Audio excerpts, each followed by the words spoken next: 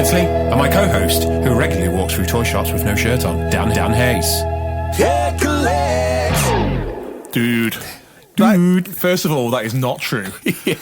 You might have to explain.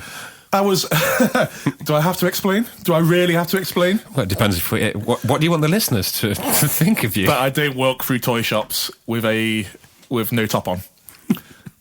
I was on a video call to my mum in a toy shop looking for presents for my niece, and the first thing she says is, "You're not wearing any clothes." I was merely wearing a pink t-shirt.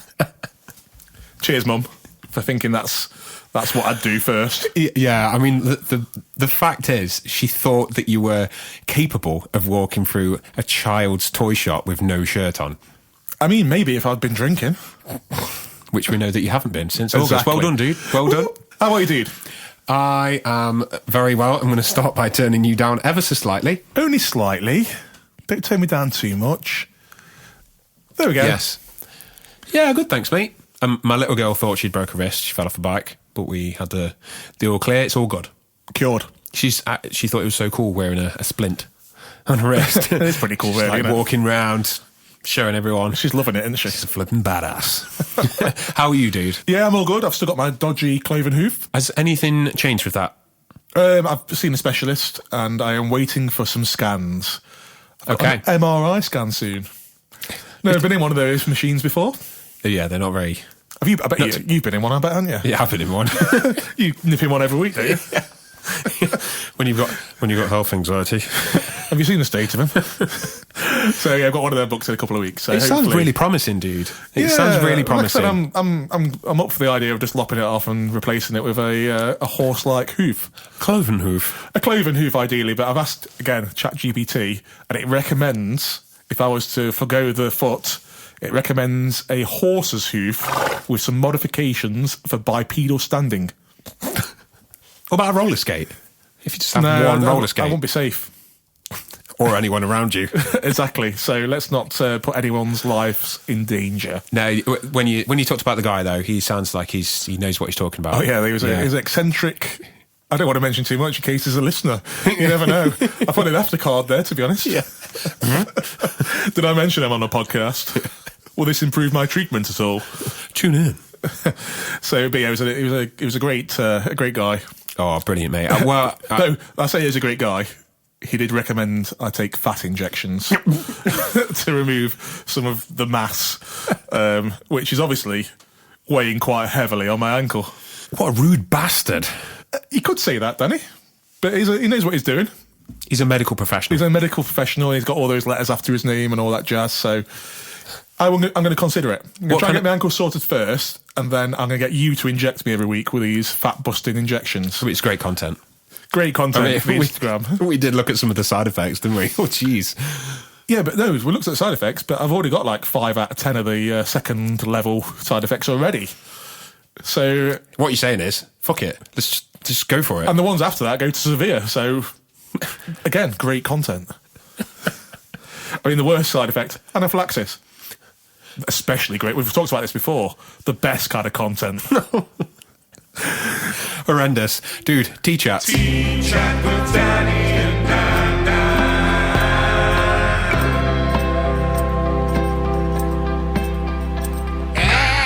I've drank it. Mine's already gone, so I've been hasty. In fact, I was listening to your unreleased songs, Danny. Oh, yeah. And I've drank my tea, because I was enjoying your songs that much. I've drank my tea already. But what is it? Do I explain to the listeners? Right. I'm gonna give it a test. Okay, so it is... Shall I say, or Can I give shall it a I wait? sniff? You're sniffing first. What can you smell? Oh, it's slurping already.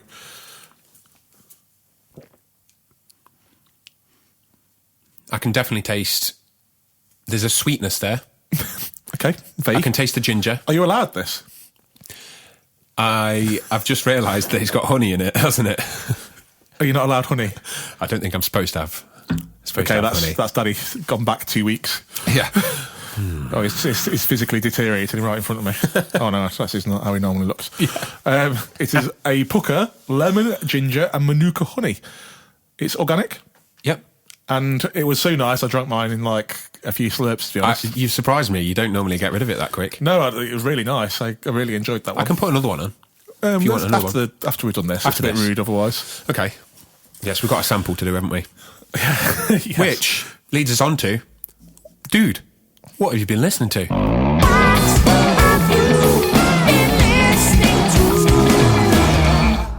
Dude, I mean, you're not going to like either of my choices really this week. Okay. So the first one is Sleep Token's new single. I think I played it for you in the car. You ever heard it? Oh, yeah. Don't know if you were listening, though. You didn't seem that interested in it, to be honest. No, I wasn't really. Caramel, it's called. And it's actually a really like personal song for the singer, Vessel. Well, I saw the title and I thought, there's got to be more to it than... What's the... It's about his crazy fans, basically, and how it affects his mental health, really. Really? Yeah, there's a few lines in the song, like scared to answer his own front door and stuff like that. You know, because they're anonymous. Obviously, it creates the buzz of people really wanting to find out who they are and all that kind of stuff. So it's quite a personal song for him, I think. I mean, he's got a great voice, hasn't he? I mean, I listened to that track, his voice is incredible. I loved that album prior, and that was overproduced in places, but it was a stylistic choice, wasn't it? Yeah. At the end of the day, and they're all excellent musicians, but this one was like next level. Same again, a stylistic approach. What they wanted to. It's got that pop, sensibilities to it. So I suppose that's where the overproduction comes in, because this song in particular blends like pop and then metal and then black metal towards the end. It goes very heavy towards the end, doesn't it? It's very heavy with double bass and like black metal vocals. I wonder which member is the black metal fan that wanted to like force that into them. There's only 2 members. Who is there? The other 2 are just touring musicians. Oh. So there's only the drummer, number 2, and Vessel, Vessel plays everything. So he plays guitar. Oh, he plays bass. all the guitar and stuff, and then Oh, I had no idea. I had no idea about that. It's all him basically, and then what a talent! His drummer. I know, incredible. What a talent! So that's my first pick this week. Okay, and then carrying on with the black metal kind of theme, Death Heaven has got a new album out. Insert sample here.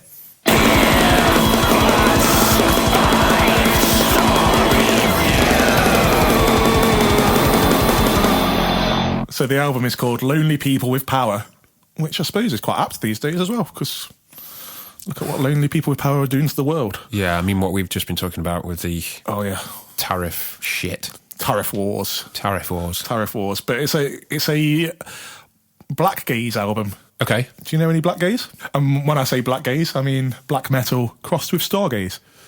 Shoegaze. I don't even... Shoegaze. Stargaze. Shoegaze. Fucking hell, what's stargaze? Fucking hell. Soz Brian Cox. And I played you a little bit. I don't know if you really listened to it. Loved the music. The vocal was a bit straining for me. See, I see it as a different instrument. Straining? I didn't really use the right word there. If you listen to it in terms of vocalist, I don't think you're listening to it correctly. For me, anyway, that's how I just see it as another instrument that's kind of like a sound effect. Yeah, kind like of thing. Like a weird. I'll revisit it like that. Then. In fact, we'll revisit it. Indeed. Yeah. But yeah, some great songs on there. I mean, there's some really, really heavy tracks. Doberman's a crazy heavy track, and then that's a powerful dog. Winona has got some lovely like shoegaze moments, some like twinkly guitars and all that, and then obviously it kicks back in again with the black metalness, brutality, absolute brutal. But again, it's one of these albums like ISIS. When I put it on at night time, I fall asleep to it almost straight away. That doesn't surprise me. Which is so weird. What about you, Danny? What have you been listening to? I don't know if I told you about this band, 12 Foot Ninja. You've mentioned them many times before to me, but I've barely listened. Oh, dude, I'm going to show. Oh my God, you were angry at me then. No, we need to put on some of their music videos to show you because sadly they're not together anymore. They're an Australian band, and we were lucky enough to support them in Parallax. Oh, you mentioned that you did at Rock City Basement, and they were so like welcoming and just super cool guys. And it was an absolute dream come true to support that band because we're massive. Ben and Dave are both massive fans. But they actually put out an acoustic album called Mutant Dreams and Face Transplants. How does that work? An acoustic experience. An acoustic experience. Yeah, an acoustic wow. experience. So there's 7 tracks on it, and I believe there's one new track, and then the rest are like reimaginations of previous tracks. Okay. But 12 Foot Ninja is like I'm gonna have to play some of the songs because it's definitely got a lot of new metal influence in there. Nice. But I love new metal. The singer he's like heavily influenced by Mike Patton, Faith No More. Okay, so a bit avant-garde. It's wicked, and there's like loads of jazz and country bits all kind of fused in there. And then the latest, the album before that as well, which I ended up listening to. Seeing as you picked 2 albums you listened to, I'm picking 2. Oh, fuck you. It's called Vengeance. I actually picked an album and a song, actually, Danny. A single and an album, so... Oh, you did, didn't you? But, yes, those What's 2 it called, albums. sorry? What's it called? Vengeance. That album's awesome, but it's kind of synth... It's like... I'm into that. Synthy, 80s kind of synth infused into new metal gent kind of stuff. So, Soften the Glare's got a new EP or album coming out. Quality. I don't know if it's out yet. Well, it'll be out by the time this goes out, but it's coming soon anyway. So cool. I've not heard it yet, but it's always a great one to keep your eyes and ears peeled for. Definitely going to check that out, mate. I think this might be a long episode. So should we crack on then? Should we crack on? Yeah, let's go for it. Yeah. Hope you enjoy. We've got another amazing guest lined up. Yes, this was an absolute pleasure having this guy on. We are both big fans of this guy's music. We are indeed. Boom.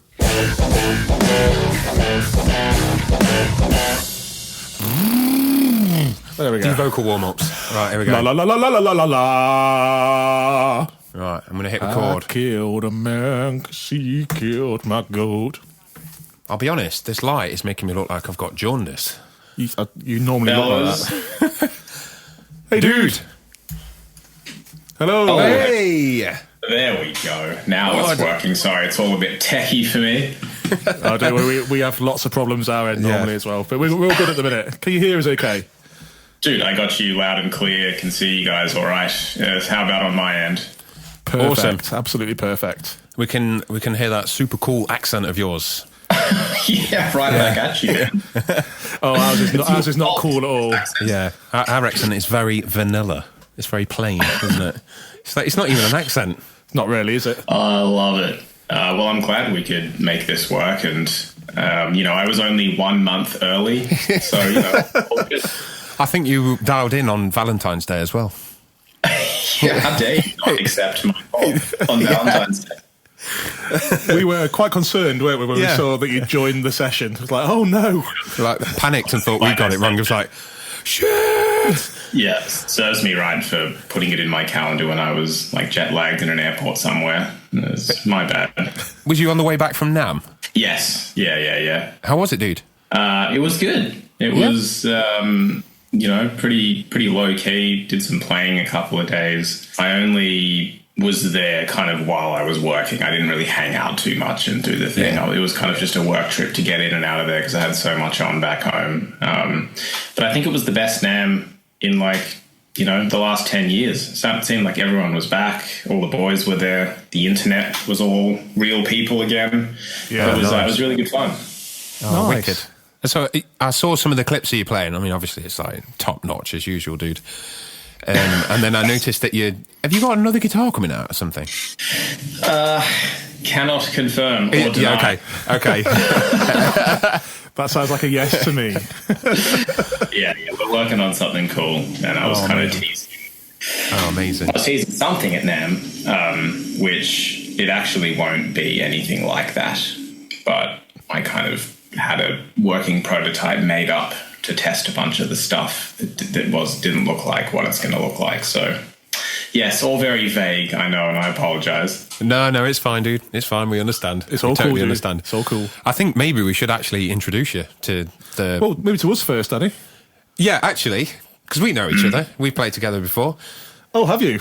Yes, we have. Yeah. Yes. Dude, this is Dan. Nice to meet you, dude. Nice to meet you too, man. This is awesome. I played with a few bands with Danny in the past. Yes.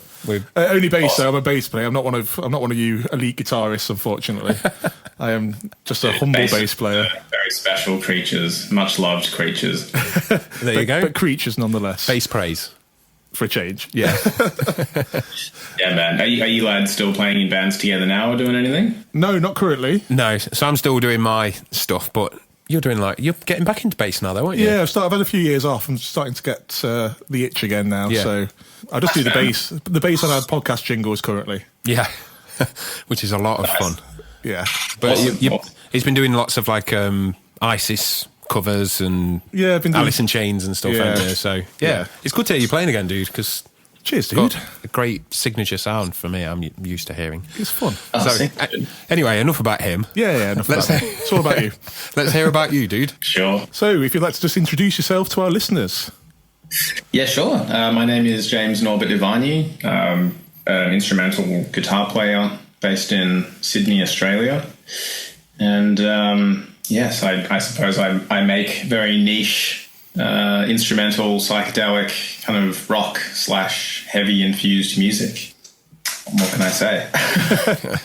Honestly, dude, it's amazing. Yeah. I sent you some stuff, You didn't sent I? me some stuff ages ago. Yeah. It was like months ago, wasn't it? Probably about a year ago, actually, maybe. And I loved it. Loved straight away. I loved it. Thank you. I appreciate that. I've recently started watching your YouTube videos, your playthroughs, and oh my god, ridiculous. Oh, well, man, I appreciate that. Thank good, you. I've kind of neglected YouTube, I think, over the years. It's just not something that I've done too much. You know, I'll upload videos for official releases and stuff like that. Yeah. But I think maybe this year I'll start to get some bits and bobs up there because I certainly spend a lot of time on it looking at things. I think it's the greatest learning resource in the world. Absolutely. And I've been neglecting it a little bit. It's just time consuming, isn't it, to put things together? Yeah. I'm just kind of in a patch where I have kind of zero interest to make, content, if you will. Yeah.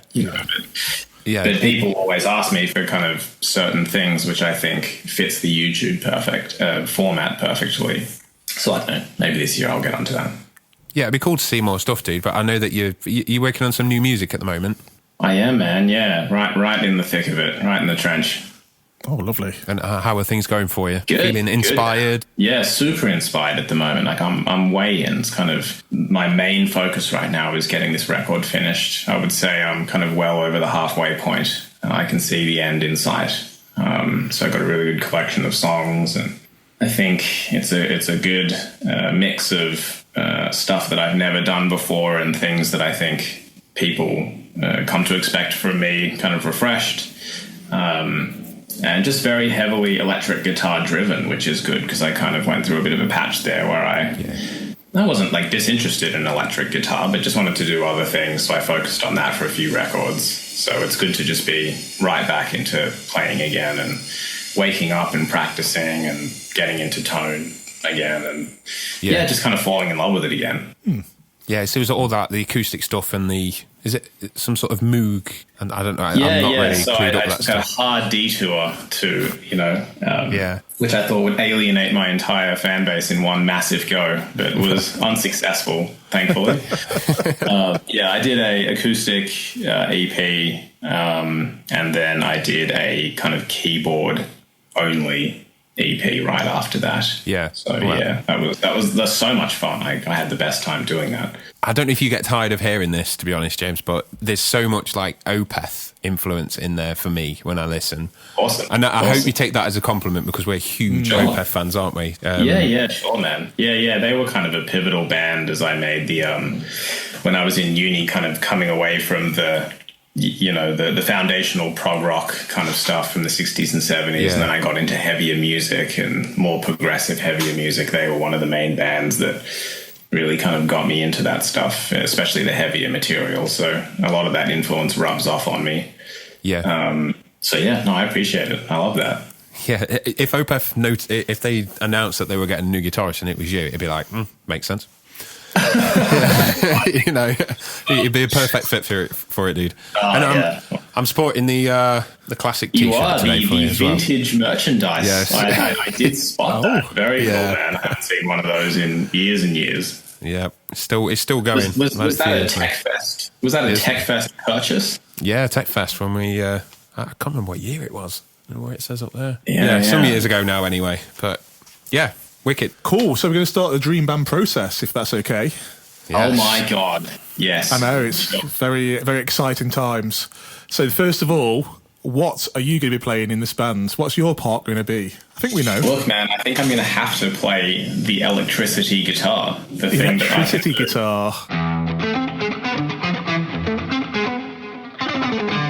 So I think that's going to be my role in this project. And by the way, this was incredibly difficult to do. I don't know if previous guests have expressed their frustration with trying to form their dream band, but it was really, really difficult. That's the joy of it, though, isn't it? Having to whittle down your choices to that one special player. Yes. And that's just option paralysis here, big time.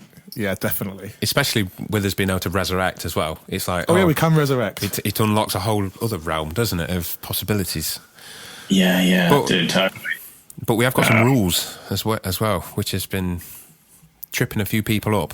Time for the rules, baby. Remind me of the rules, because I did have a little bit of a peruse, but please remind me of the rules in case I've... So, rule number 1, no current or past band members. So anyone who's in this band, you cannot have been in a band with them before or currently in a band with them. Yeah, copy that. And rule number 2, you can't choose more than one member from the same band. All good? So you can't choose all of Deep Purple. Damn it! As an example. Yeah, you always come up with some random examples there. Yeah. So you're going to be the guitarist in this band. So what guitar are you choosing as your dream guitar to play in this band? Oh man, the dream guitar? Your dream guitar. What you picking? I think for this project, I'm going to be playing my Antique S, which I think Danny actually... I think mine is probably of similar age. Mine's super old, which is kind of my favourite guitar, really. Obviously, I love my signature guitar, but in the studio, I use that one most of the time. Yeah, that's the one that if I could have chosen a certain finish, that's the one I would have chosen, but that's the only one that was available at the time. Oh, dude. I've been gassing for a white one for ages. So I'll tell you what, when we meet up, we can do a little trade. Yes. Yeah. Absolutely batter it. The relic on yours looks really good. It looks like super smashed and cool. Yeah, it's all natural. Oh, that's awesome, dude. Yeah. Well, I obviously associate you, when I think of you in my mind, I associate you with the PRS stuff, obviously. Yes. But when I see you play that guitar, I think it suits you so hard from a non-biased kind of point of view, and it just sounds great in your hands. Thanks, dude. Because you play with the sadness of 1,000 old men. You've just got that you've got it in you. You've got the good stuff, And when I hear you just like pinning it down on that Strat, it just sounds so legit and so good. I think that guitar suits you real hard, man. Oh, that's nice to hear, dude, because, when I first got it, it was like, am I a Strat player? I don't really know. Does it suit me? But that's nice to hear. Because the thing is, a lot of the things, like dual humbucker guitars, which I've played for many years, the problem I find with them is the woolliness. I'm always fighting that woolliness that's inherent with it. Totally. That's why I record so much with the S guitars, because they have so much kind of like unpredictable top end character, which you just don't get from a humbucker. Humbuckers have this really smooth, reliable, play the same note twice. It's the same, on S style guitars, you play it exactly the same, and it never comes out the same twice. Yeah. So I always just find the tone is like really characteristic and interesting. Very inspiring to play through. Yeah. Well, one of these days you should convert yours to like a triple S config and just complete the old man circle of life. Yes. I'm thinking post 40, which is in a... How old am I now? 37 now. Are you 37? Yeah, 37 now. You're post 40. It's time. Put those humbuckers away. I'll de-humbucker it. Absolutely, yeah. Whenever I listen to a band with a great guitarist, say on record, it's always a Strat that's playing as the one that I like, even tone-wise. But I don't particularly like the look of them, personally. I think it's one of the best looking guitars. We always argue about this, don't we, all the time? But sound-wise, it's perfect. They got it right in the, when was it? 60s, 50s? They sure did, man. Yeah, it would be 50s. Yeah. Yeah, I mean, they got it right. You like Telecasters, don't you? Oh yeah, I like a Telecaster, but I like the Strat sound better. the sound. Yeah, a telly is a man's guitar for sure. I play mine when I want to just punish myself for no reason. Oh, amazing. So this guitar, we might as well just... The dream rig, what are you going to plug it into in the band? What are you going to be using? Look, I'm going to have to go like a classic rig here. I think I'm going to be using my Antique S. And I would say some fatherly old Fender Strat, but I'm such a diva these days with setups. I just don't enjoy playing guitars that aren't effortless to play. Yeah. So I'm going to be playing my Antique S because it sounds like a vintage Strat, but plays effortlessly, and I don't have to fight it or any of that stuff. Lovely. And I think I'm just going straight into the front of like a plexi rig, man. I'm just going to do it. I'm going to complete this circle of life. No effects, no nothing, just straight in. Raw. Flipping heck. Raw dog it. If you Raw dog. Yeah. I'm going for a raw dog tone. I've never really done that at a live show. The closest I came to doing that was...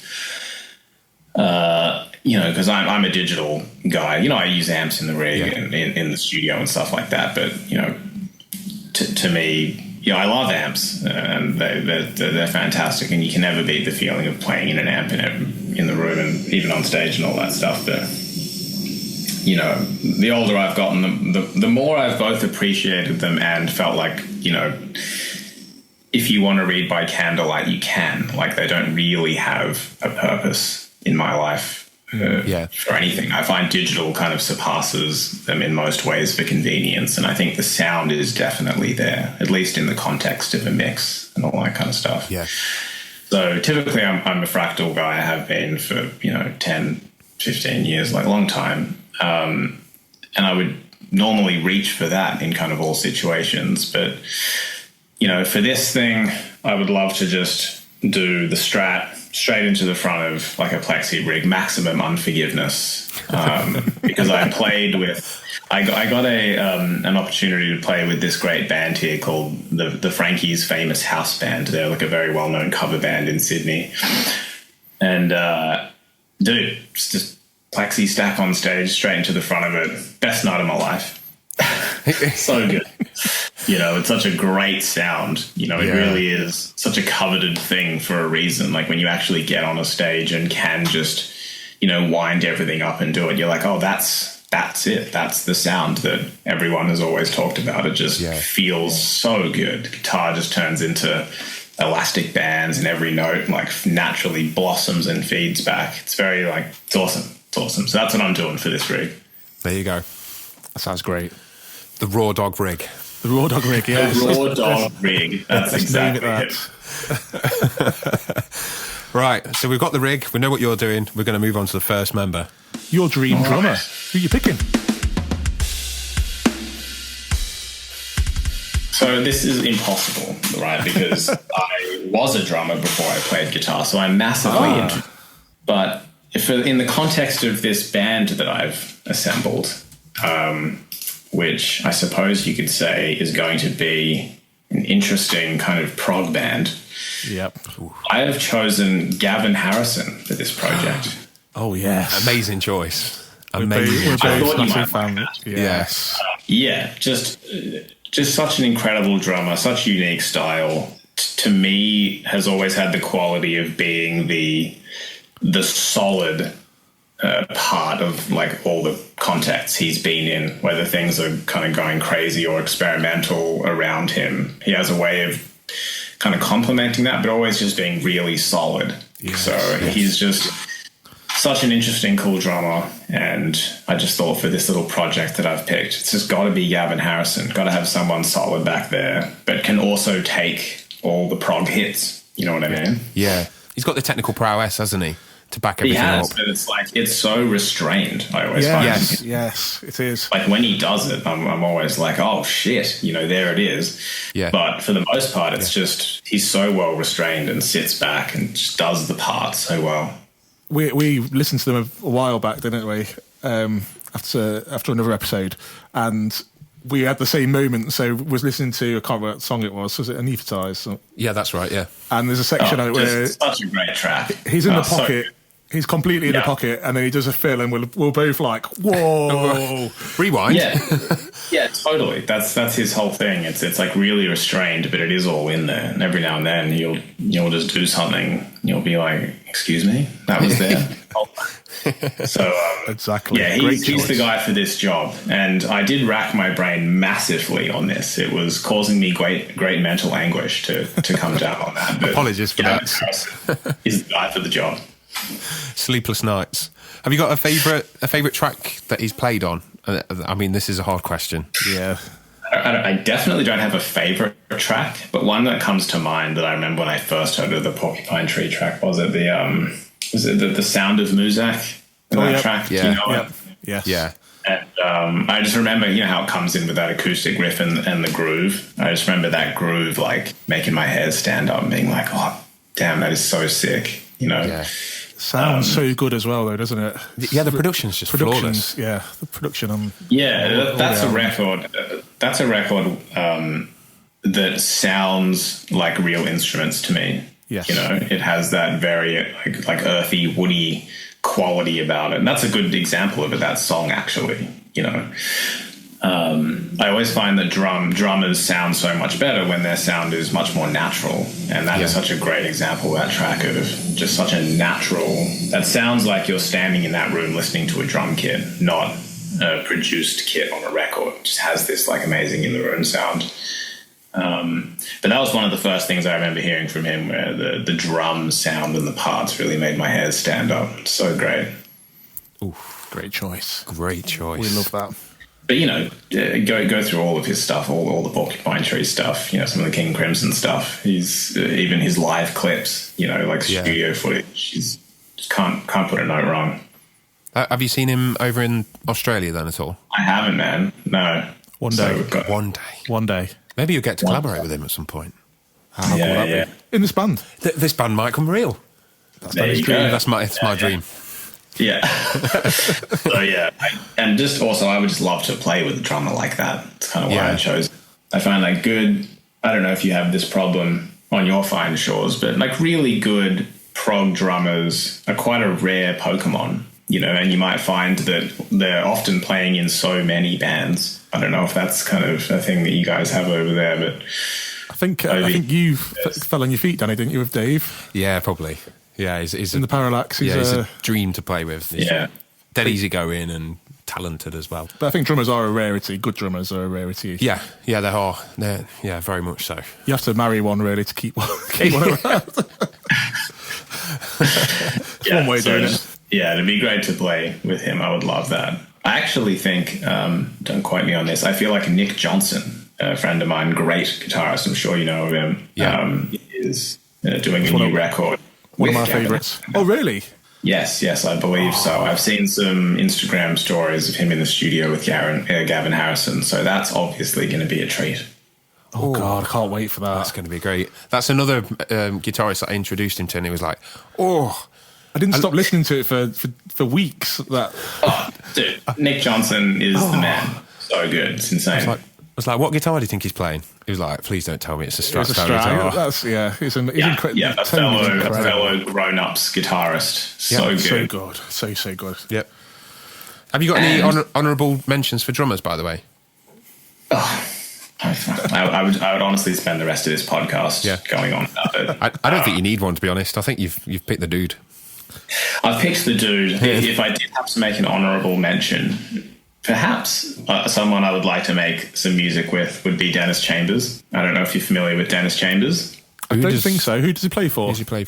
He's predominantly like a jazz drummer, I would say, like a jazz rock fusion drummer. He actually came out here recently. It was the reason I went to the gig. Mike Stern played here maybe 3 weeks ago. My wife and I went along, and I went obviously to see Mike Stern, but when I saw that Dennis Chambers was playing in the band, I was like, we're definitely going to this. But if you're not familiar with him, he's like just one of the biggest session jazz fusion drummers from the 80s and 90s. Unbelievable. Seeing him again. I saw him once in LA with Victor Wooten a couple of years ago. Oh, yeah. That was good. And that was, not terrible. That was so sick. I love Victor. Quite the review. He wasn't terrible. That was another. It was like Dennis Chambers and Victor Wooten. It was just such a treat. And then, obviously this gig I went to a few weeks back with Dennis Chambers and Mike Stern. It was just so great. And again, like you see those guys play and like 95% of the set is just winged. You can see it on stage. Yeah. There's like a few hits that they've worked out and they're all just looking at each other like, go to this crazy bit.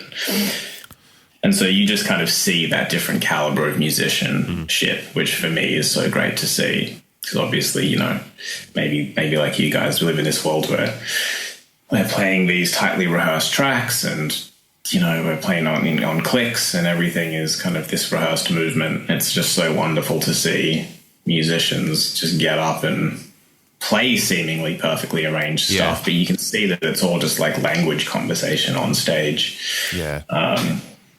And that was very similar to what the Dennis Chambers and Victor Wooten gig was that I went and saw in LA. I think it was at, I want to say the Palladium or something. I can't remember, but a clear example of like they had no idea what was going to happen on stage, but perfect music happened somehow. Yeah. So it's just always so eye-opening to see that level of musicianship. And I think Dennis Chambers is like the all-time greatest of that. Oh, wicked. We'll check him out. I'll go away and listen to some more. I've listened to some Mike Stern stuff recently, actually. It's quite challenging to listen to. Dude, the Mike Stern records are so good. A good one for you to check out would be check out an album called Cab, C-A-B. That's a good canonical entry point for you. That was a record that got me all through music school. I think it's Dennis Chambers on drums. I'm pretty sure Tony McAlpine on guitar. Okay. And Bunny Brunel on bass. I don't know if you're familiar with Bunny Brunel, but some severely adult bass playing for you. Adult bass player, I like that. Yep. So check out Cat. That'll give you the the non-diet entrance into Dennis Chambers land. Bro. Decent. Cheers, dude. But we're going with Gavin. We're going with Gavin. So, Gavin that's what we're going with. That's what we're going with. And now we're going on to your next member. All right. So, are you having a rhythm guitarist? Look, I'm not in this project. I have subbed rhythm guitar for a different instrument in this dream band of mine. What is that instrument going to be? We are going for a trumpet player here. Oh my God. Trumpet. Curveball. I hope that is too controversial. No, we love it. Who are you picking for your dream trumpet player? I've never said that before. Christian Scott. Now, I know that name. Oh, I think I follow him on Instagram. Yes, excellent. I'm glad to hear that. Yes. Man, I'm just such a fan. I've been listening to his music for years. I kind of grew up on a steady diet of Miles Davis and other jazz things, more like avant-garde kind of jazz.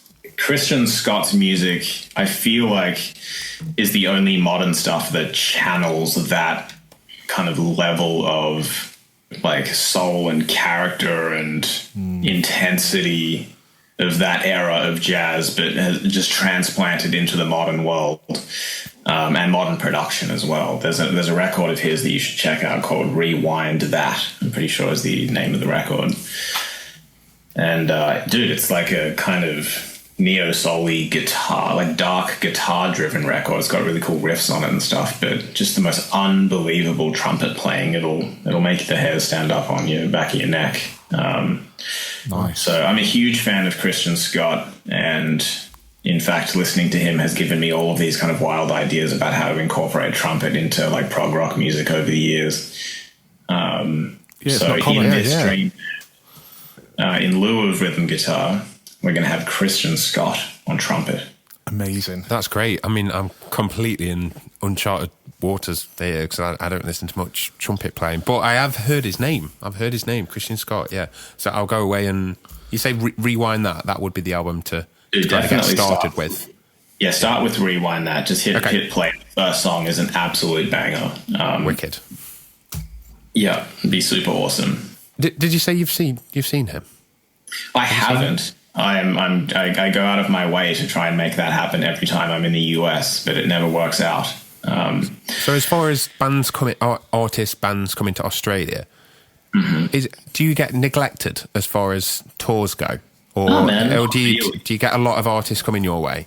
I don't really know. We do. We definitely don't get neglected. I also live in the biggest city in Australia, so almost everyone always comes here. Okay.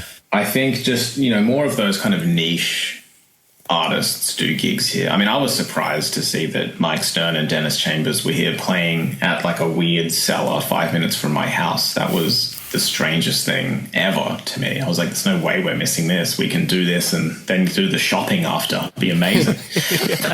I think just more like niche kind of artists maybe aren't making the big trek down under, but like all the mid to big bands always have Australia in their tour cycle. I haven't seen Christian Scott come here. I don't know if he has. He probably has. He's very well known, but yeah, if he ever does come here, I'll definitely be there. I know he does a lot in the US, which is where he's from, and I just, that scene, that kind of like dark jazz, scene is huge in America. It's not very big here, so I don't know how much of that is kind of going on here. Yeah, fair enough. I think the music scene in Australia though is quite exciting for us. There's a lot of cool prog. I'm in the band called Cog. There's awesome. Ninja and obviously Carnival. I mean, I'm friends with. Do you know Brad Kaipo? Yes, there's a name I haven't heard in a while. Three Wise Monkeys. Yes, that's right. Yeah, killer band. I mean, he's a great guitar player. In a long time, when I was touring more, years ago, I think. Yeah. He may have even played on one of the shows we were doing. But I'm aware of him. He's a really lovely guy. Awesome guitar player, obviously. Yeah. I haven't seen anything from him or that band in a bit, but that's probably just me not on social media too much. But yeah, he's awesome, man. Great player. It's so many... who's the other guy? I can't remember his project now. He played PRS for a bit, like a blue PRS. I think you played together. You're probably talking about Roe from I Built the Sky. That's it, I Built the Sky. That's another good instrumental band. Yes. Yeah. But there's so many cool bands out there. It's funny. I always hear that in my travels. It's not something that I guess we feel here, because Australia is this giant, barely populated land. So we're all like very separated from each other. Yeah. We're all really close and really friendly. Like, when Roe comes here, we'll spend heaps of time together. When I go to Melbourne, I'll stay at his house and we'll hang out. And like, everyone's all good mates, and the camaraderie and all of that stuff in the scene is great. But yeah, it's funny. I think we all individually feel very like isolated. So it's always funny to hear that perception that there's like this prog, Cambrian explosion happening from Australia apparently. But I guess it is, which is cool. I mean, that's a great thing to hear. Yeah, I think most of the music I listen to is either Australian or Canadian. Oh yeah, for the most part, isn't it? It's just true. I don't know. Oh, man, that's so cool to hear. There's a lot of great guitarists and musicians in Australia, I think, doing like original cool stuff. Obviously, I've talked about this Pliny as well. Dude, Pliny, of course. Yeah. How do I forget him? I think the Australian musicians just work really hard and have to be really good to try and like get out there, because we're geographically pretty isolated, and I think to make impact, it just kind of forces some pretty original music thinkers, which is great. It's awesome. Mega. Absolutely mega. So, James. Right, yes. Your dream bass player. This is an easy one. I'm going with John Paul Jones, the bassist of Led Zeppelin. Oh, nice. Who you should know, or have heard of at least. Oh, obviously. Great choice. Yeah. What is it about him? Why have you picked him? Well, apart from the fact that, Led Zeppelin is the band for me. They're my favorite band. They're the band that I grew up listening to. It's the reason I play guitar. It's who I still reach for inspiration. Two kind of reasons here, and just, let us know when you need to pause me, but two reasons here. One is, I grew up on a diet, like I said, of kind of avant-garde jazz kind of stuff, but mostly, classic rock from the 60s and 70s. My parents always had that in the house. And to me, hearing keyboards in rock music was so normalized that I just thought that keyboard was as integral to rock music as guitar or drums or bass or anything else. So John Paul Jones, obviously incredible bassist, like arguably the best of that time, I would go as far to say, but incredible keyboard player, and also a really interesting, forward-thinking, experimental keyboard player. Like, he was doing effects pedals with, you know, his Rhodes and stuff when people weren't doing these kind of things. And, you know, you think of the intro of like No Quarter and all that kind of stuff. Yeah.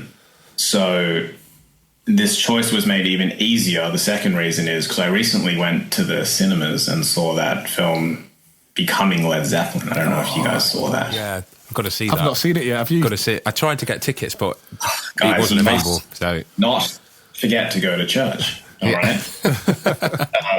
So it was so great. It was so great, and it had.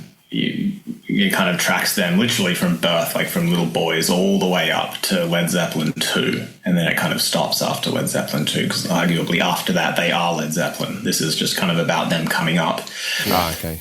And just seeing John Paul Jones, you know, story as the go-to session bassist for the whole country, and his friendship with John Bonham, and then those two meeting Plant and Page, and just seeing his playing throughout that just was another kind of reminder of like, man, this guy was just next level back there, like absolutely next level, and can play the bass and the keyboards just fine. Just fine. Absolutely fine. Amazing. And just an easy choice for me. I think just one of the best rock bassists of all time. Really unique. Also just a brilliant keyboard player. Could contribute a lot to this dream project of mine. Even though I have picked another keyboard player, I hope that's all right. Oh, of course it is. That's okay. They may share duties from time to time. That's okay. We'll allow it. Yeah, to me, kind of the dream member, because I just think such a beautiful, wonderful, interesting bass player who, to me, kind of laid the foundations of what it is to be a rock bass player. Yeah, beautiful. You know, just not... Yeah, like, you know, there are so many great Zeppelin moments where the bass just, like, totally veers off from the guitar. And to me, that was when I was younger, that was the first time I'd heard that. And, you know, helped me see bass as its own totally different, unique instrument, totally separate from guitar. But also, you know, one of the guys responsible for this financially troubling problem over here, you know, the electric keyboards. So is a big reason why I'm so into that stuff, and love incorporating that into the kind of rock context as well. So yeah, easy choice, John Paul Jones. Just would love to be in a band with that dude. Oh, wicked. I mean, bass tone of doom. Yes. Dude, bass tone of doom, for sure. So good. And yeah, like, again, you know, you probably can't see my jazz bass back there, but you know, I love that thing. It's nice. I have to admit, we've talked about Led Zeppelin just recently. Cool. One of the guests, and I grew up listening to Led Zeppelin. Absolutely loved them because my dad got me into them, and then good man. I kind of fell out of love with Jimmy Page and his lead playing, and I know that probably will be horrifying to hear for you, but I've recently gone back and revisited it, and I've got this newfound appreciation. I went back and listened to Led Zeppelin. Was it 3 I listened to? I think it's 3. Yeah, you said 3. Yeah. I was just like, oh my God. But more so for his rhythm playing. I'm more of a fan of his rhythm playing than his lead. Sure. But dude, I mean, we could spend the rest of this podcast talking about Jimmy Page very easily. But just on that point you just raised, I totally understand what you're saying and endorse that choice and that line of thinking. As I've gotten older, and you know, you probably feel this as well, you know, I think in the quest to become a better guitarist or bass player or what have you, there's obviously, and in the music that we do, there's this huge kind of like technical demand game that happens. So in order to kind of facilitate and execute the music you're trying to make, it kind of forces you into this corner where you're trying to be technically way better. And I don't know, there was a certain point where I went back to Led Zeppelin. This is, I don't know, 6 or 7 years ago. I went back to them in a really big way. And when I was younger, I was like, I was so sloppy and so messy as a player. But then going back to that, it just kind of, it's always a fresh reminder that it's all about the music, and it's not about the technical proficiency. Obviously, that's an element that makes music kind of fun to listen to. But, listening to Jimmy Page, like if you listen to him live, it's technically like bad. He's just bum note city and, out of pitch bends and just kind of loose. Yeah. But to me, that's just like this really good reminder as I venture through, hopefully some sense of musical maturity, that it is all about the music at the end of the day. And those songs, like, take your pick, like Stairway to Heaven, whatever, any of those like really important tracks, like none of them are technically perfect, but they're arguably some of the best music ever made. Yeah. It's expression, isn't it? That's what I kind of rediscovered. His approach is very, very expressive. And it was like, Dude, yes. I've been looking at this from the wrong angle in recent years. And I think you've just summed it up, because I've been going down this route of you become more and more technical minded, like, oh yes, this needs to be in time and this needs to be precise. Perfect. And, Perfection. And it's such a hard balance, especially when you listen to a lot of prog. But I think probably going back and listening to a lot of the old rock, old prog, all that sort of stuff, it kind of reminds you that we're human at the end of the day, and most of the enjoyable music that resonates with us personally, we like natural sounding production. We like stuff that's flawed in a way. Yes, not sounding perfect. Yeah. It's like beautifully flawed, isn't it? I fully agree with you. So I'm right on that page. Yeah, right on the page. Get the point. Jimmy. Pun absolutely intended. So just again, listening to his playing, and again, even seeing that film, which I think he definitely recommend. It's so great. I almost came back to keep working on my record after that with the mindset of like, when you're doing the leads and when you're doing the parts, just fucking go for it. Don't overthink it. If something like unpredictable happens in the middle of that take, but you were just chimed into the gods for the whole time, then that's the take. Like, don't overthink this thing. And you'll hear that in this new record of mine. There's like lots of imperfections and really long takes of stuff where I was trying to remember before I hit record that, it's about the expression, it's about the music. And to me, no one, does that better to me than Jimmy Page as a guitarist. Wicked. Can't wait till this new stuff, dude. Oh, thanks, man. Yeah. Oh, John Paul Jones. What a choice. What a choice. What an amazing choice. Do you have any honourable mentions for bass? Again, I could go on forever. Let me think about this.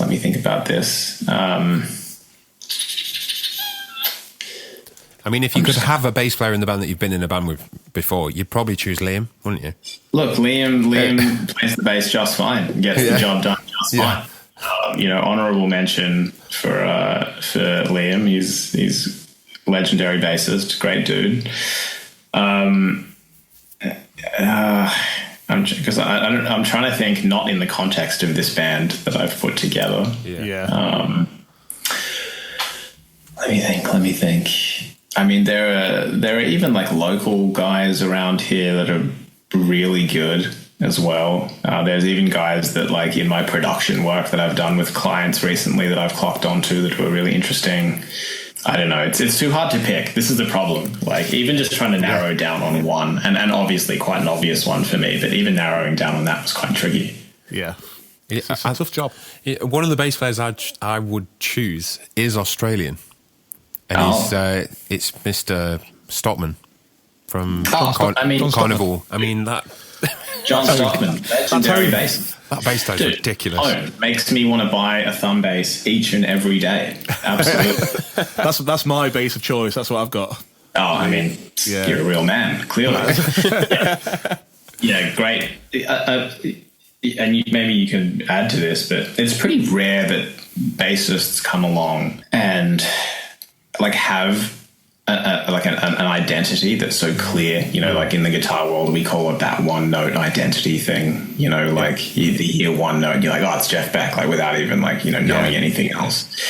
The bassists have that too. It's rarer. It might be just to me because I don't pay as much attention to bass. But, you know, he's a guy like, dude, the second I hear that, I'm like, it's got to be John Stockman. Yeah. You know, it's just you're right. It is rare to get a bass player that you know from that one note.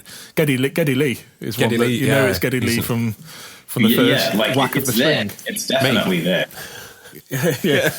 He looks a bit like Geddy Lee if he had round glasses. Yeah, he totally does. Yeah.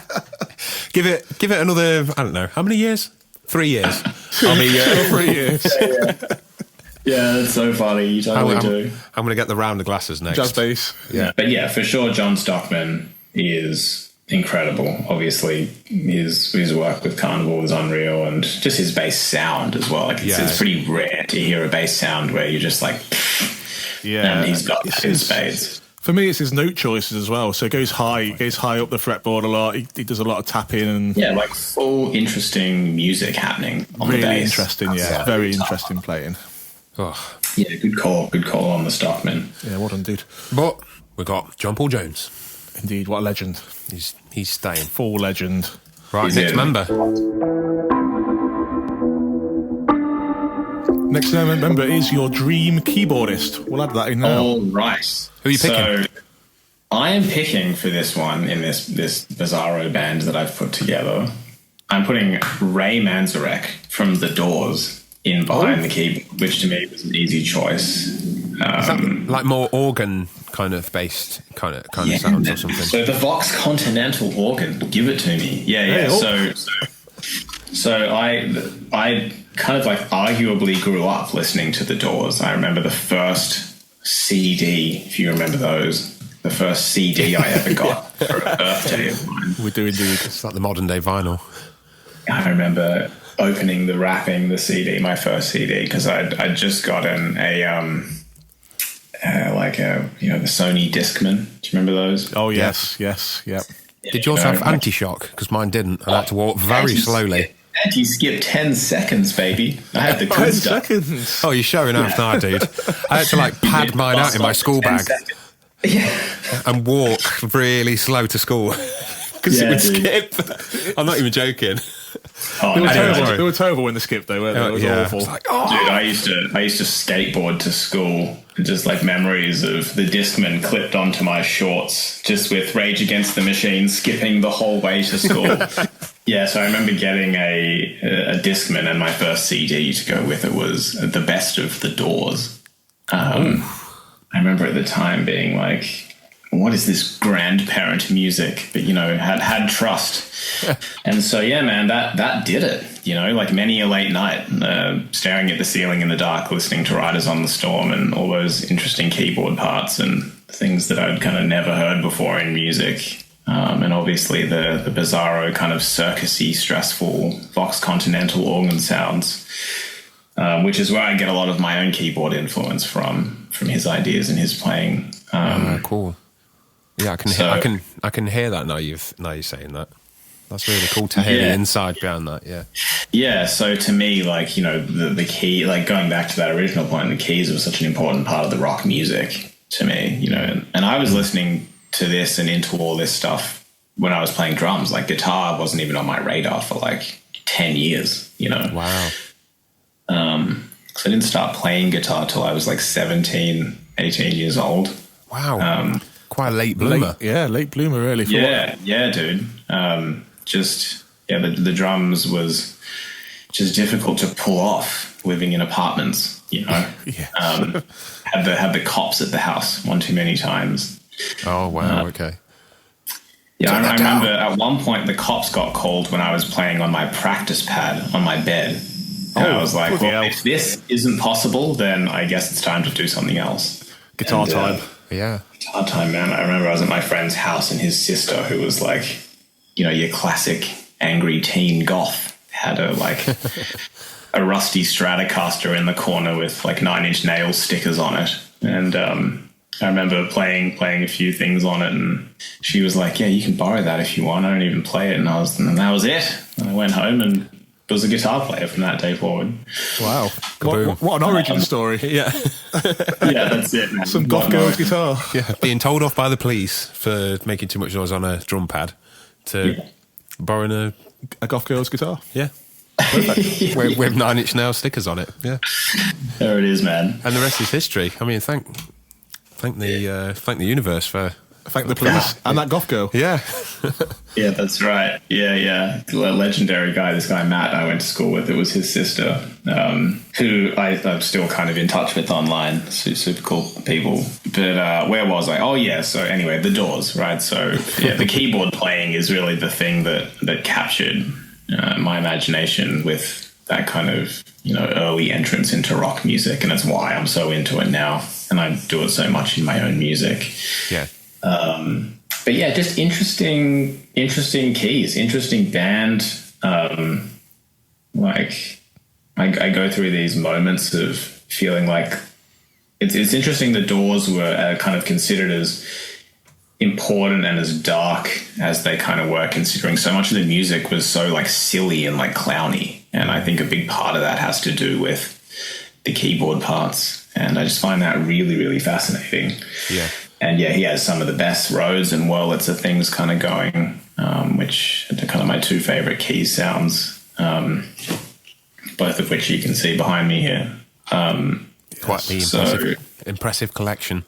I think that the thing with that kind of key organ, I think we've talked about this before, it sits in a different like sonic spectrum.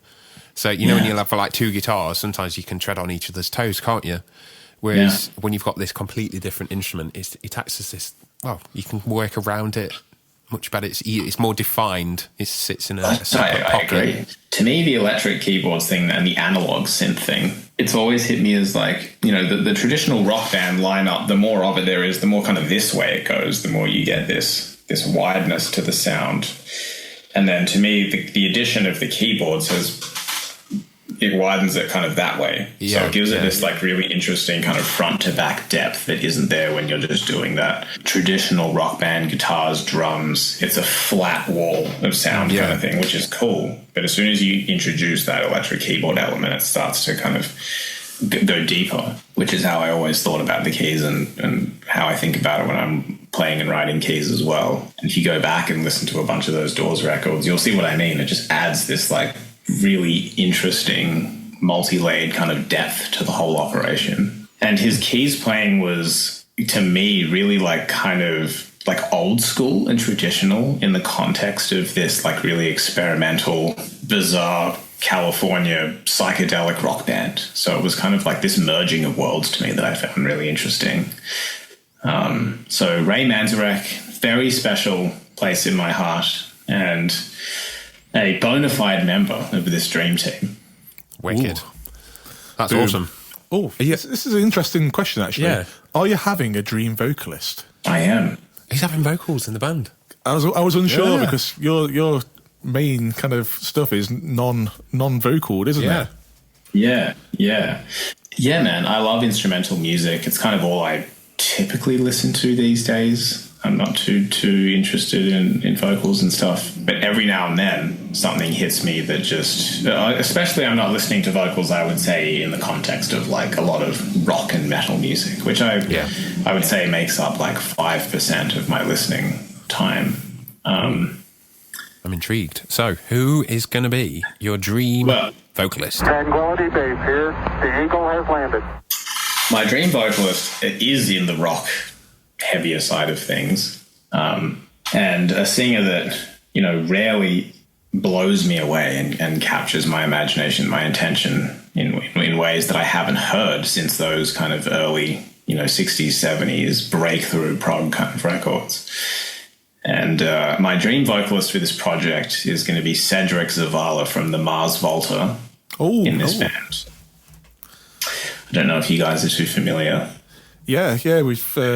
we have been recently, haven't we? Because listened to a bit of the Mars Volta. Dude, the music is obviously, like, incredible. It's unbelievable. I don't know if you've deep dived, but you must at once if you haven't. What was that album we listened to? That's a great question. Francis the Mute. Is it something like Goliath or something? Oh, yes. Yeah. Something in the Goliath. They're all great. Francis the Mute is an important one to me. That was a record that I listened to a lot when I was in uni. And yeah, just very few vocalists to me stand out, you know, like especially in that kind of music where it's very eclectic and strange and kind of like unhinged. The Mars Volta's music is very unhinged. But it clearly kind of, you know, is a mutation of the kind of 60s and 70s prog DNA, kind of reimagined in this really interesting way. And, you know, vocals a lot of the time in that kind of music wreck the music for me. They're just not. He says that all the time. Yeah, he says that all the time. There's a lot of bands I'd rather take the vocalist out of and just listen to instrumental. Tesseract's one of them, for example, for me. Yeah. Yeah. Like, it's just one of those things where it's quite rare that I hear this brilliant musicianship and equally brilliant vocals where, you know, there are certain bands where you can't imagine, you know, if you removed that vocalist that they could survive a different vocalist, that kind of thing. Like the Mars Volta is one of those. And thinking about this very bizarre dream band that I've put together, I was thinking who would be interesting enough to sit with these guys, you know, and interesting is the word that I'm kind of always looking for. Not, again, another singer that is technically not clearly giving a shit about being on point. He's just all expression, all going for it, all just emotion, giving it his everything clearly in every performance. Hear it on the records. He, like, the guy sounds like on the records like they've captured, you know, the mic line at a gig. You know, it's like completely insane kind of vocal performances. I quite liked At the Drive-In back in the day. So good. And it's so again, good. Vocal performance-wise, just raw as hell, isn't it? And yes, so exciting. So exciting. You know, there might be a bit of a theme here. The thing that excites me in music is always the kind of sense of danger that it's all going to like fall apart at any second. That's a quality in music that I really like. Whenever I feel like I'm listening to music and I can almost guess the progressions and I can guess the feel changes and it feels like this comfortable, assured kind of process, I start to snooze off pretty quickly. But whenever there's this feeling, like, and you get in the playing is almost about to fall apart or the whole thing's just about to be a train wreck. The tension, I find that really of it all. Yeah. Yeah, and I guess that comes from imperfection, right? It comes from that, like, people playing at the top of their abilities and just, like, hanging on for dear life, hoping they can pull off that lick that they worked on all week. You know what I mean? Oh, my God, I know that feeling. His vocals have that quality to me. Like, you just never know what's going to happen. I never know what kind of energy is coming next. Suddenly it's super explosive. Suddenly it just disappears for minutes on end. So, yeah, if you haven't given Mars Volta or Cedric serious airtime, you should. Really, really interesting. Yes. At the Drive-In, I'm going to have to revisit that because it's been a long time. That's probably not your kind of thing. You're probably more yeah, of a but Mars Volta. I'll go away and listen to it from an expression point of view. Go for it. I like to approach music with a different angle. Yeah, like all of that's like, you know, I remember listening to that stuff in like year 11 and 12 at the end of high school, you know, and it was just so magic. Look, this is a conversation for a different day, but that period there, I guess we're all of similar age, you know, when we were listening to music in late high school and stuff, that was kind of before real studio magic started happening. You know, it was just, you could either, like, to make a record, you know, in that world, you had to just play your instruments as, like, you had to be the best at it. You know what I mean? You had to play your instruments. And so to capture that, I think there's a magic and an essence on those albums that isn't always there these days because there are so many production tricks. There are so many ways around not having the right sound, the right performance, the right thing. Whereas a lot of the time back then, those bands, they would go to some, you know, shithole room in LA and record probably high out of their minds and just go for it. And that's what you heard, you know. And I've been to a lot of those studios in LA where those albums were made, and it's like it's like a glorified apartment bedroom studio. You know, it's like there's serious magic there. There's no trickery going on. Raw performance. All that stuff. I think maybe it's probably that as productions got better. I mean, there's a cut-off for me. When things are too produced, I switch off anyway. But absolutely, because productions got better, even like the natural organic stuff has got better, and it's enjoyable to listen to. When you go back to the early 2000s, 90s, or whatever, I mean, Alice in Chains has still aged well, hasn't it? Yeah, it has. But I suppose you're kind of spoiled in a way because you've got used to this like, I wouldn't say polished, because, I mean, I listen to Carnival, for instance. To me, that's still got that organic, especially Asymmetry, that album. You know, it's yeah, dude. If you're talking about Sound Awake, yeah, totally. Like that's one of the best sounding organic rock records. I've got some of the stem files for I can't remember what the song was. I think it's Dead Man, and you can hear on the drum tracks the bass. That's the best song on the record, right there. It's brilliant, and you can hear the bass, and it's like, oh, this is amazing. There's so much bleed there, but so it's what really adds to it. Yeah, that's the Forrester Saville thing. I worked with him on a project recently. Oh, awesome! Just as a session thing, not like a band or anything like that. I was just doing a session thing, but that's his whole shtick. In the room with the players, capturing the magic. They're always together doing it, which again is another thing that a lot of bands aren't doing. It's all like guys catching DIs. Once the kid's to bed kind of thing. You know what I mean? Like separate. It's a totally different way of making music. Totally. Dude, it's time to summarise. Summarise your dream band. Right. Let's have a look at it, shall we? Go for it. Right. Your dream drummer is? Gavin Harrison.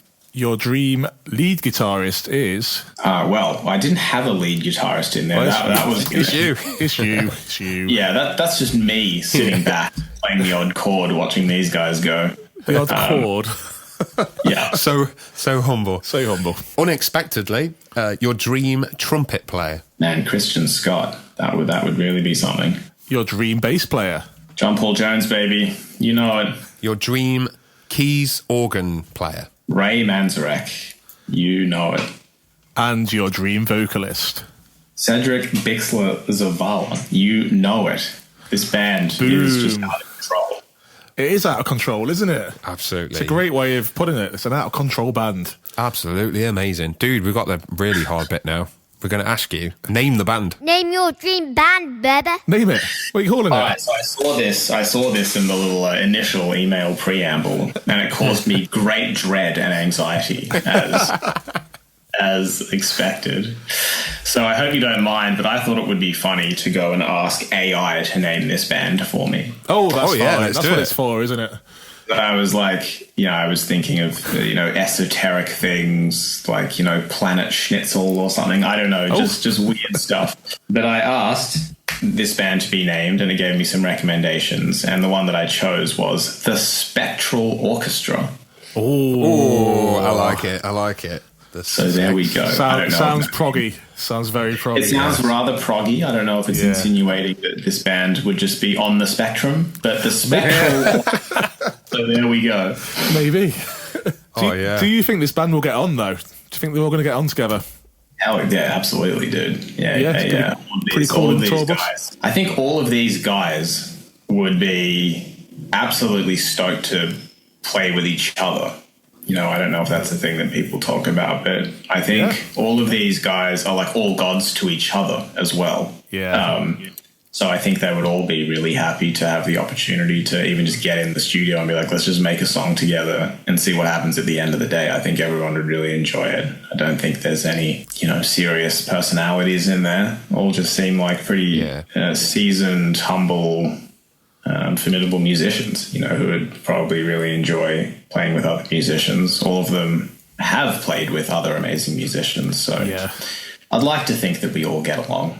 Creative gods. Creative Oh, gods. great. Yeah. Amazing, dude. Not too many incendiary characters in there, which is always a good thing in bands. The number one cause of band explosions, personalities.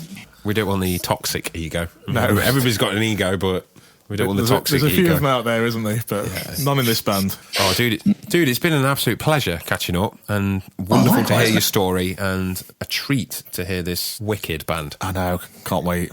I would go and see this band. But we'll talk about this in the evaluation. Yeah, we'll do the afterwards. evaluation a bit later. But dude, do you want to share where you can be found on social so our listeners can find you and listen to your music and order your guitar and your Hawk picks? Because we're both Hawk pick I love users, that. actually. Look, I've got my rack of picks ready to go at all times. You need a rack. It's just Music-wise, all the usual places. Spotify. I have Bandcamp, which if people wish to purchase music, they can do it there. Instagram is it's the only social media I use. And if I didn't have to, I wouldn't use that either. But here we are in this world we live in.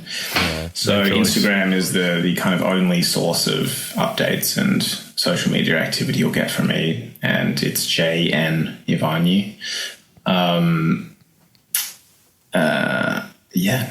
I guess that's really about it. I'm not kind of here actively promoting anything. You mentioned the Hawk picks. I do have a signature pick with Hawk that comes in 2 colours, which is lovely. And I just spoke to Rob the other day, actually,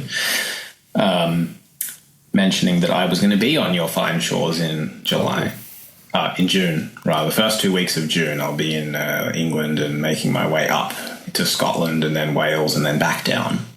wicked. So perhaps we could meet up for a real life cap on this interview. That would be amazing. That would be absolutely we need awesome. to make mate. that happen. You're welcome to come round and we can hang out, have some food, and play some guitar. Yeah, none of that sounds good. I look forward to being in the orange room that I see on the internet very regularly. Yeah, It's very orange. when you're in it. It's the bit I'll that you touch can't base. see. I'll touch base and give you some more specifics, but got some things going on there. I think where are you lads located? Nottingham, Right in the middle. the land of Robin Hood. Perfect. I will be going straight through the middle, so maybe even if it's just for a little afternoon hang or something. Yeah, yeah, that'd be great, dude. No. Absolutely brilliant. But more on that soon. Otherwise, I got some cool stuff happening with Sarah this year and just working on a new record, which hopefully I can have done and released later this year or potentially early next year, depending on how busy things get. Are you producing it, mixing, mastering yourself, or have you got I am, man. Yeah, I'm doing Yeah. all the instruments and all the mix and everything else. class? Yeah. Amazing. Yeah, Hard it's, job. it's slow goings, but Yeah, it's a hard job, Yeah. isn't it? nothing I enjoy doing more, so I enjoy taking the time with it. Yeah, it's rewarding, isn't it, when you see it all come together? But I find I have to abandon things at the end. Do you find that? I don't find that. I just find It's just me. Just you, Danny. It's I just me. just I'm find shit. that I've just run out of stuff to say, and as soon as I detect that my next idea is just kind of sideways stuff that I've already done, and Yeah. You move on. that's it. Then it's finished at that point. And I'm like, I don't have anything that I feel Yeah. true to myself is like really original from within me here. I've said everything I have to say. Then it's time. I'll just wrap her up.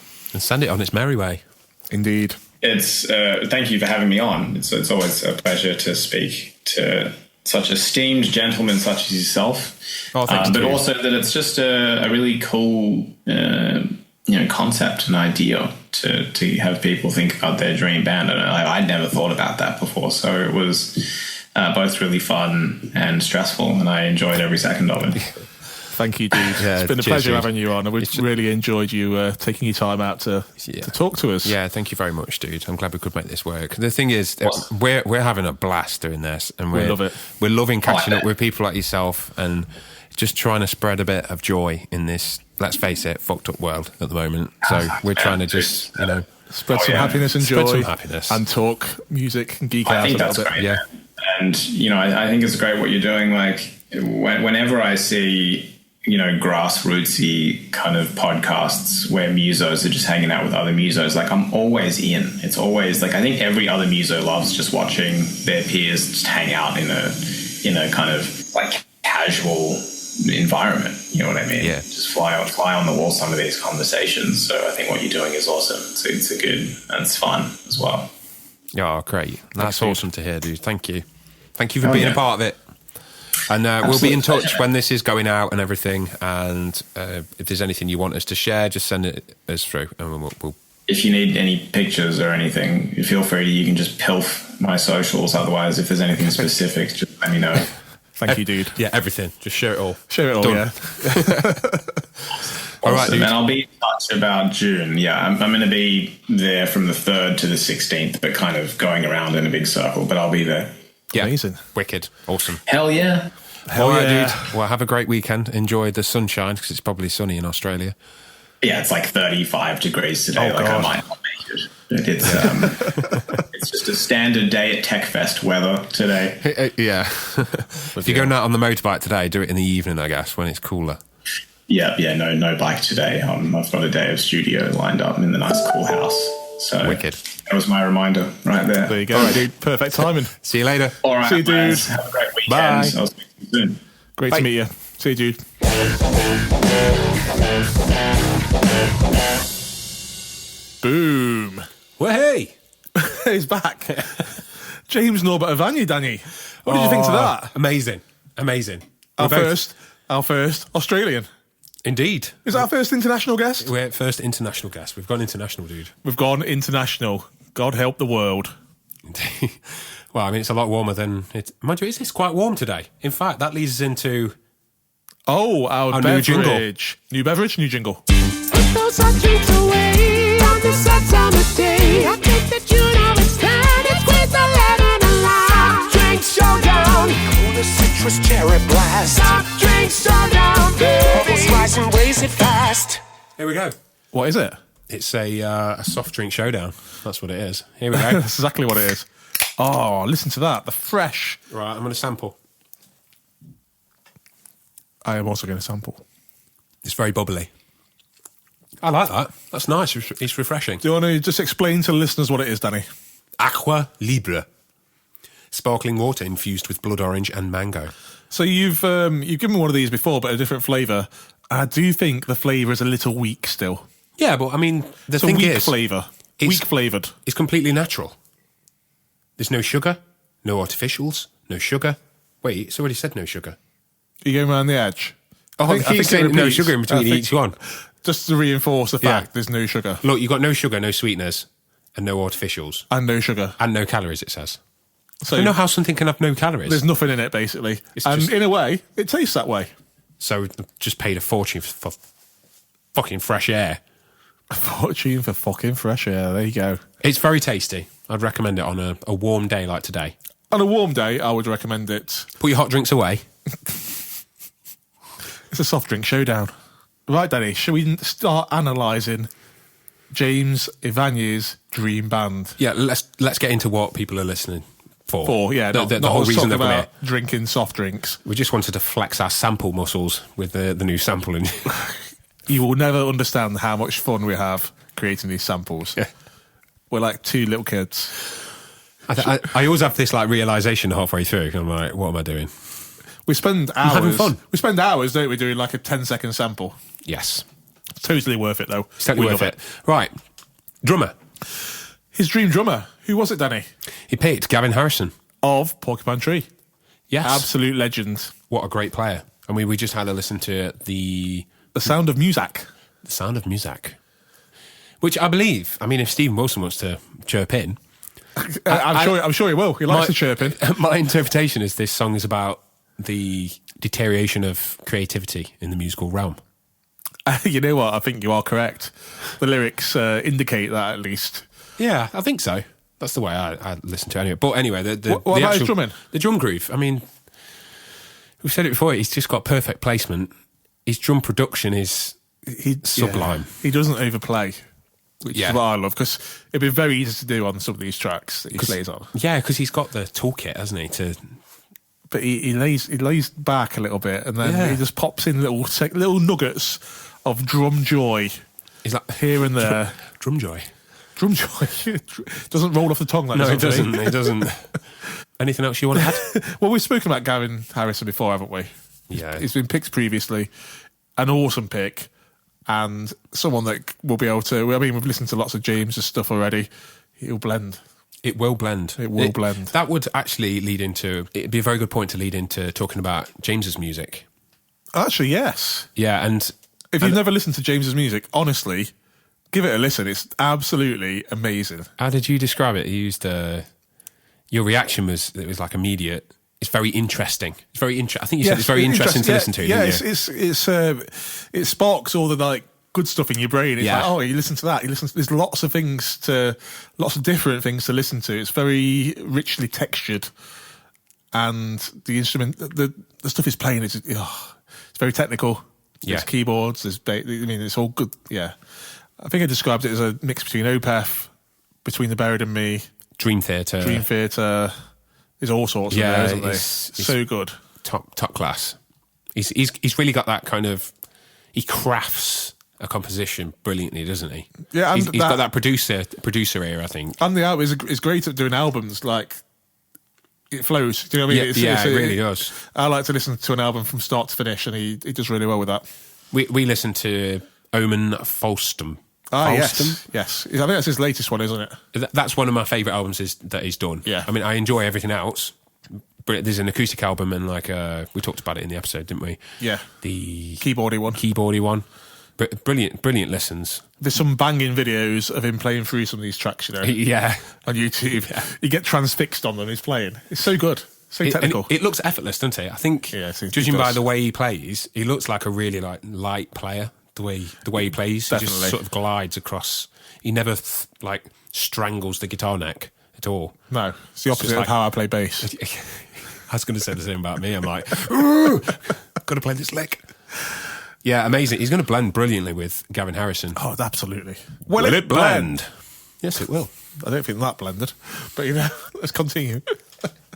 Who's next, Danny? Oh, well, Christian Scott on trumpet. A curveball, one might say. Yes. But don't you use a ball on like a trumpet? What's that thing they shove in the end of the trumpet? What, the thing that's like in the toilet cistern? Yeah.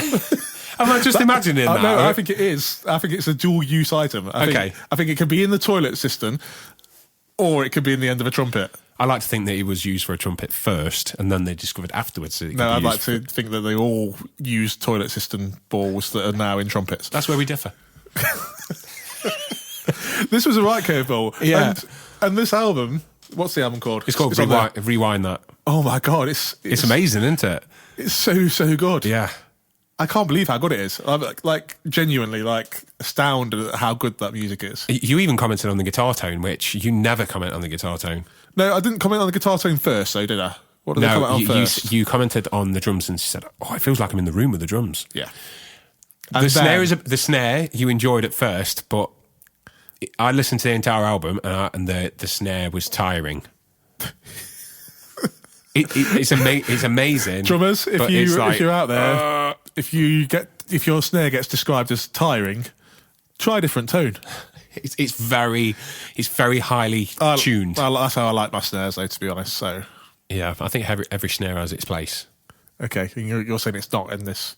Anyway, he's a trumpet player. No, we're not talking about the drummer, are we? We're getting sidetracked again. Trumpet. The trumpet. The tone of the trumpet is so... Am I right in saying vocal? It's got like a vocal quality to it. It's very soulful. I suppose it'd be vocal if you are an elephant. Yeah, I suppose. I don't know. It's just got this kind of organic sound about it. Well, it's an analog. It's completely analog, isn't it? There's no... There's no pickups and there's nothing. It's just. I don't think it needs it. I think they're really loud, aren't they? Trumpets. I think they are. Yeah. I think they sometimes have a little mic. Maybe that's some mic. No. What is the ball thing? What is the ball? Back to the ball. Tell us. What is the ball thing? What's the ball in the end of a trumpet? I think it's Terry's chocolate orange. And is it optional? Just white. I think it's optional, isn't it? Yeah, maybe it's like ball? Maybe it might mute the sound. Maybe it's a muter. Maybe it's a trumpet muter. Yeah! We don't know. We simply don't know enough about trumpets. No. Write in. Let us know. Write in. P.O. Box 172842. Again, another one though that suggestion. I'm going to listen to Christian Scott as like a core part of my playlist now. Yeah, that album's thoroughly enjoyable. I didn't realise I'd like it so much. It's very modern. Yeah, yet not at the same. I'm just. It's from 2006. It's quite an old album now. To me, that's modern. Yeah. Great choice. I'm imagining like the trumpet having like trade-off licks with Call and response. with James on the guitar. Because you know where the trumpet sits in a mix, like the frequencies. It's It probably fights. like they're Almost probably going to fights. fight for each other a little bit. Almost like a battle. Yeah, but maybe that's the reason why he only went with one guitar as well. So because of like sonically, it's going to sit very well. And listening to James is playing, he doesn't need another guitarist. No, he doesn't need another guitarist. And that, like as far as like a recorded production as well, it'd be really cool if he does track one guitar and then he's got trumpet on the other. You know, Yeah. And then live situations as well. It's gonna fill the room not only visually but the projection of the sound as well. If they opted to, I'm getting a bit deep here, but Trumpet's a great live spectacle. You missed out, but when you went to New Orleans, oh yeah, I had food went- poisoning. yeah, well, Danny bailed on me, and I had to simply explore Bourbon Street on my own. You just got wrecked. And the French Quarter. And I just visited lots of jazz clubs until late, and then I was in the rock bars. Weren't you dropping the download card? I was dropping all the cards. I went to a little bar called The Dungeon, which was down some steps. I just literally went wherever my heart took me. But the jazz clubs are amazing. And there's like, on one bars I went to, had like 6 like brass players. Oh, I bet it was dead loud though. It was, yeah, it was quite loud, yeah. Maybe they need some of their muters. I was just drinking whiskey at the bar, as you do. Not anymore, Dan. Not anymore. Who's Next member, John Paul Jones. Led Zeppelin? JBJ. Bass player. JPJ. Not JBJ. That's John Bon Jovi. Oh, got to get John Bojo. Don't know what I'm saying. Don't get John Bon Jovi on bass. No, I don't imagine he's a great bass player. But John Paul Jones is a great bass player. Superb bass player. And we've just listened to Lemon Song, haven't we? Oh, his little licks in there. Bass licks are tasty, aren't they? He's got big tone. Yeah. Big tone. And I love how on these old recordings you can hear all the articulations. So there's a part where it goes up really high, then back down low and does like a little bend. You can hear it all. You can hear it all, and Yeah. it's just like so clear. It wouldn't stand these days in a modern rock band. Step down. We've like, no, do it Root- again. Do it root again. notes only. Yeah, root notes only. But on the Lemon Song, he's got free reign, I think. Yeah. It's like he's been given free reign on that song, and he's just doing whatever noodling stuff he wants to. How does he get that tone? How does he get that? Like, I think full... it's through his fingers, dude. Is it? Is he quite an aggressive player, or I'm not really? Yeah, I think to get that, do you mean it's very purposeful? I don't know what bass does he play. That's a great question. I don't particularly know. You've asked Can me you a question have a guess, because you like to do this, don't you? With you're It's like listening to a yeah. track and you'll go, I think he's playing a P bass, and then I'm alright a lot of the time. yeah, you aren't I? are, yeah. We were watching some random videos, weren't we, the Yeah. other day, and I got them both right then. You know what? I don't know what he'd have. It's too. The problem is it's too old for me to to know. I think. Oh, Fender Jazz Bass, Oh, okay. Industry standard. Would that have been your guess? a 1962 Fender Jazz Bass. I mean, there's not a lot of basses back then, was there? No, it's just like grab what you can. It was either that or Paul McCartney's grab what you violin can. thing. Oh, the horrible no violin bass. I mean, Already, you listen to a lot of Led Zeppelin. I don't particularly. Yeah. Because again, we had this conversation the other day. I find production from the 70s hard to listen to personally, Yeah, okay. and you like it, don't you? Yeah, if I've got the choice between overproduction and underproduction. Is that right in saying that? Are you saying overproduction or the 1970s production? Is that what you're saying? Yeah, I'd step into the 1970s all day long because it sounds more Authentic. sounds more authentic, sounds more Yeah. real, sounds more human. And I get that, but just as a whole package, Yeah. it just doesn't do it for me. I'd say the only thing that's, well, it's not the only thing that suffers, but one of the things that we picked up on that suffers, we were listening to some Jethro Tull, weren't we? We were on a side track. It's okay. That's what this is all about. The drums almost disappear at some point, Yeah. don't they? Which is a shame, because I'd love to be able to hear those parts. I mean, Stephen Wilson's remixed it all, hasn't he? Yeah, we'll stick it on in a minute. Yeah, We'll have a it'd little be blast. interesting to hear what he's done with it to help some of those instruments like pop through the mix. Because that's the disappointing thing when you're listening to a bad mix, whether it be underproduced or overproduced. It's almost like you've lost all the dynamics and you can't hear the idiosyncrasies of Yeah. each musician, or it's that like it's not been mixed at all. And you can't hear some of these musicians, and it's like, well, I know for a fact what they're playing is probably going to be like a great Amazing. standard and really like well crafted. Anyway, we've gone off topic there a little bit, What a dilemma! but he is an absolutely amazing bass player. Amazing bass player, and he's going to so far all of those 4 members. You know what? It's going to blend beautifully. I was just going to say, I'd be really interested in what kind of stuff John Paul Jones would be playing to James's guitar like lines. Yeah, It'd be really interesting. yeah, it would definitely. Really, really interesting. And we know We're kind of taking him out of his comfort zone, aren't we? A little bit. Yeah, definitely. Using different kind of melodies and scales and To hear him in the modern age. yeah, it would be really cool to hear it. And especially because we know how well he played with John Bonham back in the day. Exactly. Playing with Gavin Harrison, I think he'd have a blast. Well, playing together. Opeth's bassist plays a jazz bass, so maybe some similar tone to that. That's a good, yeah. That'd be a good comparison, wouldn't it? Because obviously James has got that. He has got that Opeth vibe in there. That is a massive compliment as far as I'm concerned. I love Opeth. So that'd be really it's going to interesting. be really interesting. And then, I like imagining this in my head. and then on top of that, we've got Ray Manzarek who's playing the keys. from The Doors. Yes. So we had to listen to a track that James recommended. Which Riders of the Storm. I loved it. I really enjoyed it. Yeah, it's very... Got like a nice vibe to it. It's moody, isn't it? Moody's a great word for it. That describes it really well. Very moody. Yeah, I like Jim Morrison's voice as well. It's very emotive, isn't it? And it's very distinctive. From your reaction there, Danny, I don't think you agree. No, I with do my like his. statement I do there. like his voice. I've not listened to much of the Doors. No, Really, neither have I. I've been quite ignorant to them. Not on purpose. it's probably because of the production. No, because I did quite like that, to be honest. Oh wow! Okay, so there are exceptions to the There are rule, exceptions, of to course. the damn Of rule. course there are. Okay. But one of my favourite Mogwai songs, I'll bring Mogwai into it. Oh, God. Is I'm Jim Morrison, I'm dead. So I do listen to a lot of Jim Morrison, just not Jim Morrison. There is a connection there, listeners. There's always a connection. We can always bring it back.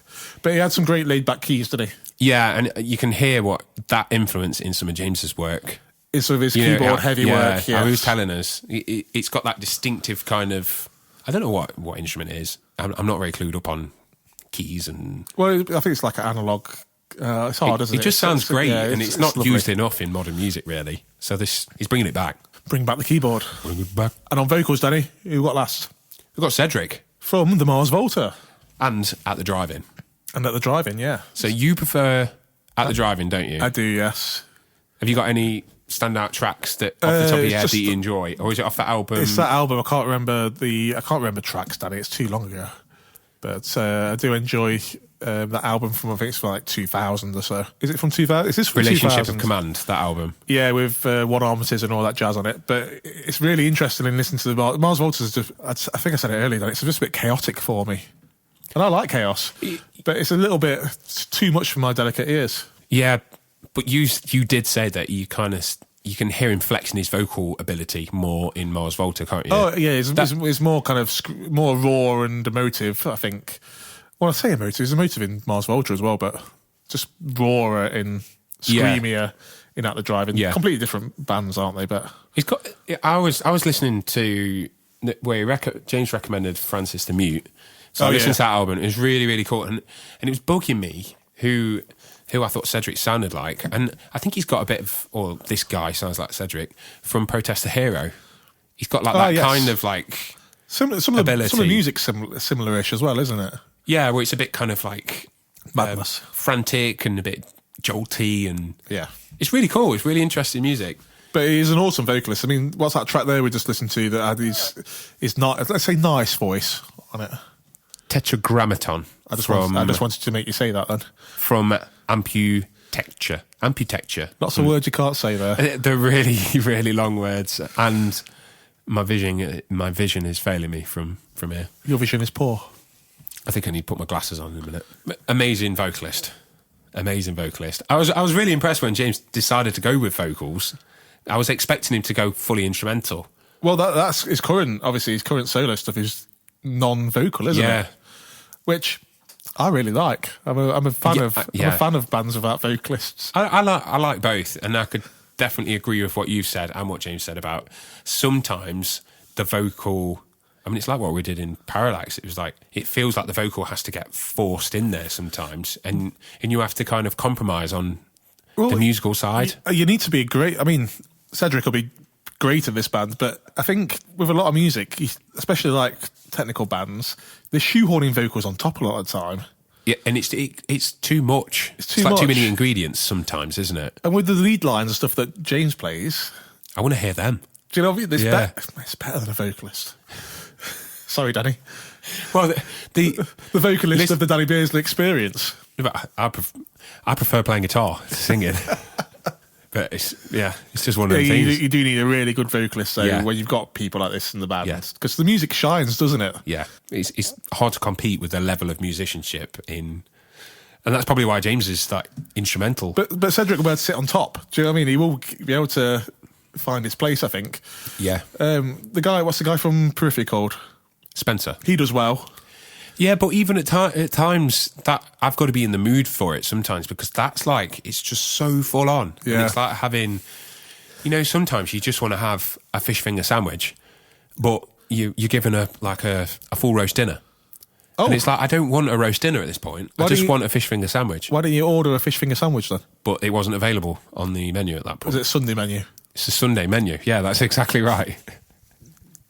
I'm sorry, the fish finger sandwich isn't on today. You've got to have a full... It's roast or nothing. You've got to have a bastard roast. That's exactly why I like listening to Tesseract's instrumental albums. I prefer them. You've always said that. Always. Oh, amazing lineup. Great lineup. Can we remember what the band was called? I've written it down. Well done. The Spectral Orchestra. Oh, I like that. It's a quality name, and I think it works. Yes, it's got my thumbs up approval. Great band name. It is a great band name. Would you buy a T-shirt, Danny, with that on it? Danny, would you buy a T-shirt? Danny, would you buy a T-shirt? Danny, would you buy a T-shirt? Put your money where your mouth is. Danny, would you buy a T-shirt? Danny, would you buy a T-shirt? Danny, would you buy a T-shirt? Put your money where your mouth is. Can you imagine what are you envisioning with that T-shirt design? Well, what I'm imagining is already on like a Pink Floyd. You know the prism, the prism, the light split, yeah, like that, but into some sort of orchestra thing. I mean, what I'm envisioning is that the light split, all the different colours banding, yeah, with the silhouette of the band in the background. Yeah, that look cool. That's my vision for that. But it's going to have to be like maybe a vintage grey. Like a charcoal grey. Oh yeah, yeah. It's got to look. It's got to have that kind of 70s vibe about it, hasn't it? I think it has. Yeah, really. And everyone who goes to everyone in the band needs to wear flares. Oh, I'm just saying. Is there a reason for that, or are you just giving random things out now? It's got that 70s vibe. Okay, you've heard it here, dude. Would you buy a T-shirt? I would buy that T-shirt. Yes. Okay, the T-shirt you've just designed. Yes, I buy my own design T-shirt. Dude, would you go and see that band?